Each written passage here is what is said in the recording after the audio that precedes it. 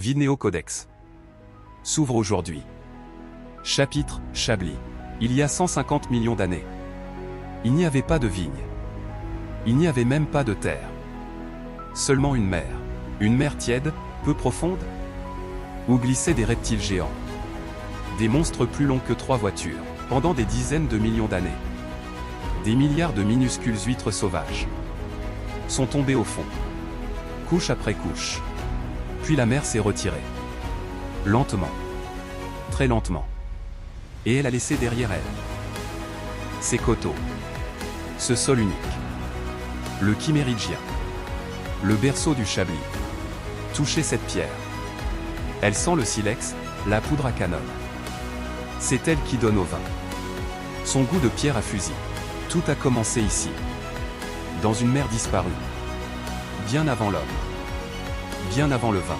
Le Chablis n'est pas un vin blanc. C'est une goutte d'océan, mise en bouteille.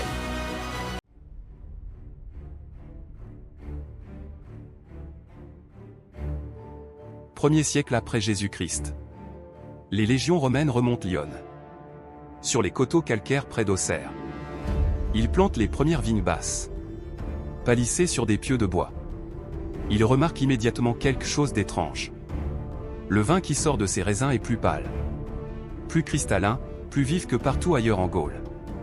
Ils le baptisent Vinum candidum. Le vin blanc, le vin pur. Le mot Chablis n'existe pas encore. Mais son destin vient de commencer.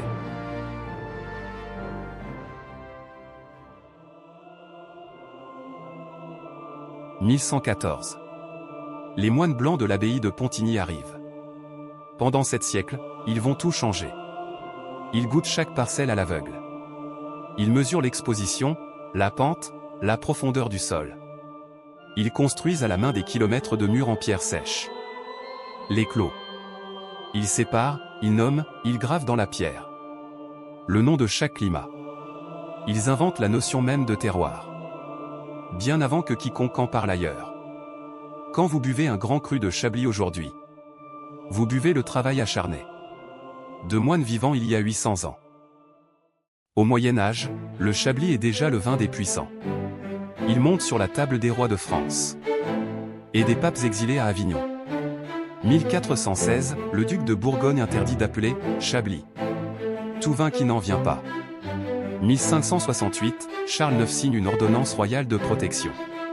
367 ans avant l'AOC officielle. Le nom Chablis était déjà défendu par la loi. Un vin si rare, si pur, qu'on le protégeait comme un trésor. Aujourd'hui, dans le département de l'Yonne, on compte plusieurs appellations. Le Grand Auxerrois, Saint-Brie et son Sauvignon unique en Bourgogne. Irancy et son Rouge au César. Vézelay et ses coteaux oubliés. Et puis le Chablisien. Petit Chablis. Chablis. Les 40 premiers crus. Et surtout les 7 grands crus. Sont tous faits avec le cépage roi de la région, le Chardonnay. Monté de tonnerre, le tonnerre y tombe si souvent que les moines disaient que Dieu y frappait pour marquer la qualité. Vaillon, le vallon doux, protégé du vent du nord. Mont de Milieu, exactement à mi-chemin entre le village et les grands crus, comme une frontière. Fourchaume, là où le chemin se divise en fourches. Et la vigne suit les 2 bras. Côte de l'Échet, la pente la plus raide. On y glissait autrefois, on y glisse encore. Blanchot, la terre si claire qu'elle paraît blanche au lever du soleil. Bougreau, le coteau des bougres, des gars costauds qui le travaillaient. Lépreuse, du latin protiosa, la plus précieuse. Vaudésir, le val que les moines désiraient tant planter. Valmur, le val entouré d'un mur immense. Les clos, le plus grand, le plus ancien, le clos parfait. Grenouille, parce qu'on y entendait les grenouilles coasser. Dans les marécages du Moyen-Âge. Il existe un 8e grand cru, qui n'a jamais eu le droit de porter ce nom. La Moutonne. 2 hectares et demi coincés entre Vaudésir et Lépreuse. Autrefois, des moutons y pâturaient. En 1938, les 7 furent gravés dans la loi, elle fut oubliée. Parce qu'un seul domaine la possède encore. Le grand cru interdit. Tout a commencé il y a 150 millions d'années, et aujourd'hui encore, des hommes et des femmes perpétuent ce qu'ils ont de plus précieux, une filiation avec le temps, l'histoire. Et surtout, la passion. Vinocodex se referme.